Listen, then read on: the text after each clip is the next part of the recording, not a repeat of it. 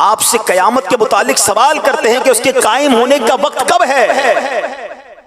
سبحان اللہ. اس سوال کا جواب رب کریم نے قرآن میں کیا ارشاد فرمایا؟ لا تأتیکم الا بغتہ. آسان ترجمہ قرآن کنز العرفان، تم پر وہ اچانک ہی آ جائے گی. یعنی قیامت سے پہلے کوئی اناؤنسمنٹ نہیں ہوگا، کوئی پریڈکشن نہیں ہوگی، کچھ بھی نہیں ہوگا. مگر ایک چیز پتا چل رہی ہے کہ قیامت جب آئے گی تو لوگ غفلت میں ہوں گے. ابھی آپ نے سنا نا کہ کوئی کھانا کھا رہا ہوگا، کوئی کپڑا لے رہا ہوگا، پتہ بھی نہیں ہوگا. ایوری بڈی وہ اپنی چیزوں میں مشغول ہوں گے، غفلت میں ہوں گے. جب لوگ اس سے بالکل غافل ہوں گے، اپنی مصروفیت میں ہوں گے، دنیاوی لگن میں ہوں گے، کاموں میں مگن ہوں گے، قیامت کی طرف دھیان ہی نہیں ہوگا، اس وقت قیامت آ جائے گی. غور کریں، کیا آج ایسا وقت نہیں ہے؟ کس کو فکر ہے قیامت کی؟ کون تیاری میں لگا ہے قیامت کی؟ آج تو لوگ ایسے جی رہے ہیں جیسے مرنا ہی نہیں ہے. پلاننگز ہیں، ڈیٹیلز ہیں، شیڈیولز ہیں.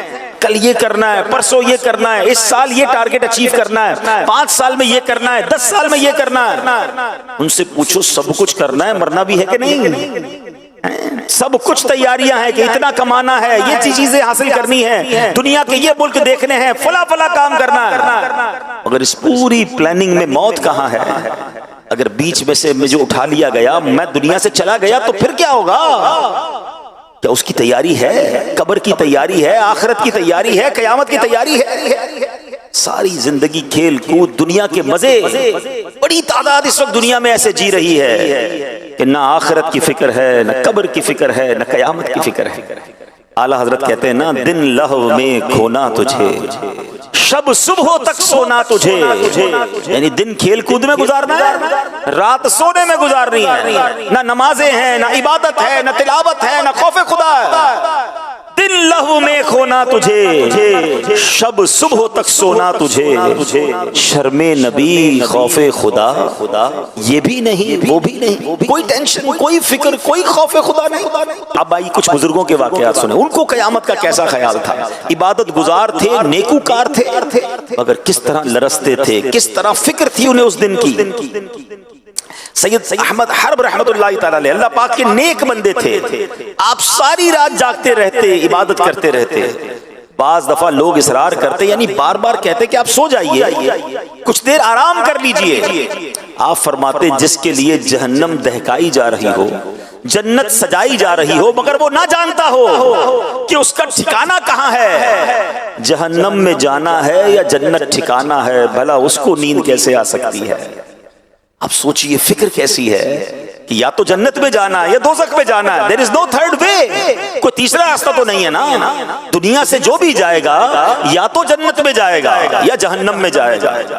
جس کو یہ پتہ ہی نہ ہو کدھر جانا ہے، اس کی ٹینشن کا عالم کیا ہوگا. اتنی بڑی ہستی ہیں، مگر کہتے ہیں نیند کیسے آ سکتی ہے جس کو پتہ ہی نہیں جانا کدھر ہے، کہیں جہنم میں نہ ڈال دیا جاؤ. یہ تھے ہمارے اسلاف، اس طرح آخرت کی تیاری میں زندگی گزارتے تھے. وہ لوگ سوچیں جو بالکل غفلت میں زندگی گزار رہے ہیں، کوئی فکر نہیں ہے، نہ نمازیں ہیں، نہ عبادت ہے، بلکہ ایسے لوگوں سے آخرت کی، موت کی، قیامت کی بات کرو. ہو سکتا ہے اس وقت بھی کوئی میرا بیان سن رہا ہو تو ہو سکتا ہے شیطان دل میں خیال ڈالے یا مولانا صاحب کو کیا ہو گیا ہے، کیوں قیامت کی بات کر رہے ہیں، کیوں مرنے کی بات کر رہے ہیں. بات کرو تو بھی ان کو برا لگتا ہے. اللہ کے بندو، ہم بات نہیں کریں گے تم مرنے سے بچ جاؤ گے، ہم ذکر نہیں کریں گے تم قیامت کے دن پیش ہونے سے نکل جاؤ گے.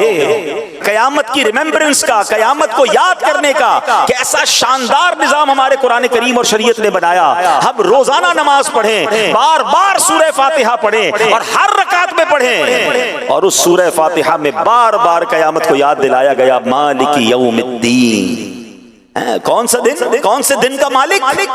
یوم جزا کا مالک، یعنی قیامت کے دن کا مالک. پڑھتے ہو نا، الحمدللہ رب العالمین الرحمن الرحیم مالک یوم الدین، یوم جزا کا مالک. یاد رہے کہ قیامت آنے والی ہے، مجھے پیش ہونا ہے، مجھے وہاں کی تیاری کرنی ہے. کیسا یاد تھا بزرگان دین کو. ایک بار حضرت عمر بن عبدالعزیز، کتنا بڑا نام ہے، اتنی بڑی ہستی ہیں. آپ ایک مرتبہ رونے لگے.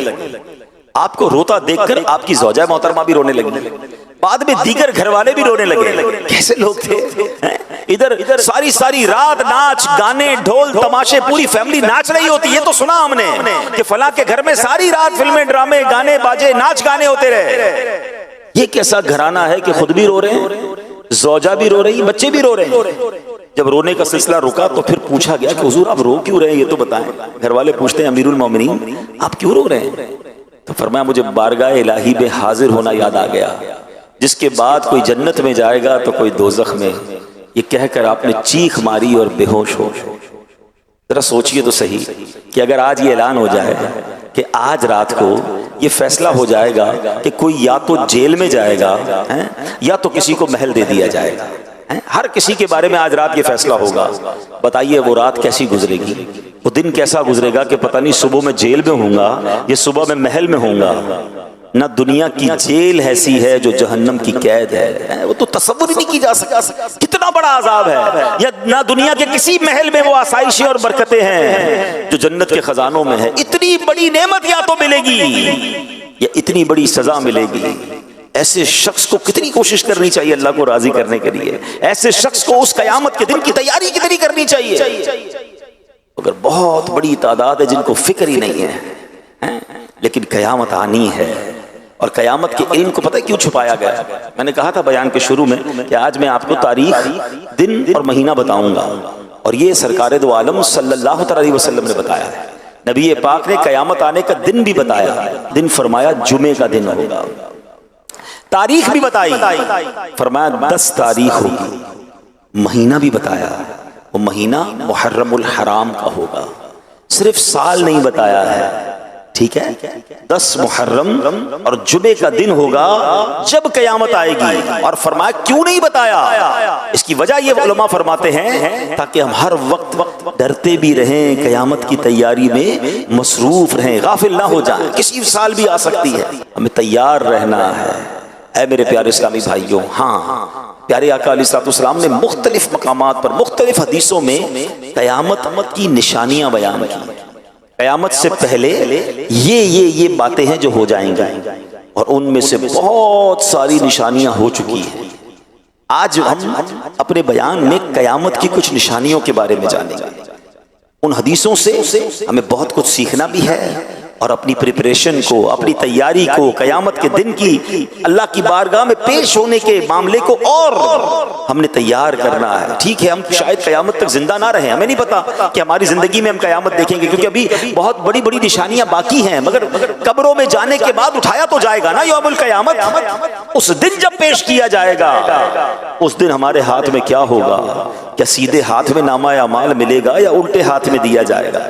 کیا جنتیوں کی لائن میں کھڑا کیا جائے گا یا معاذ اللہ دوزخیوں کی لائن میں کھڑا کیا جائے گا؟ کیا نبی پاک کے ہاتھوں جام کوثر ملے گا یا پیاسے ہی رہ جائیں گے؟ کیا اللہ کے عرش کا سایہ ملے گا یا دھوپ میں کھڑے رہ جائیں گے؟ یا ان خوش نصیبوں میں ہوں گے جنہیں نبی پاک اپنے ساتھ جنت میں لے جائیں گے؟ سوچئے تو صحیح کیسا منظر ہوگا. اس دن کی تیاری کرنی ہے. اور کئی مقامات پر قرآن مجید فرقان حمید میں حدیثوں میں ہمیں بتایا گیا ہے کہ اس دن کی تیاری میں لگ جاؤ.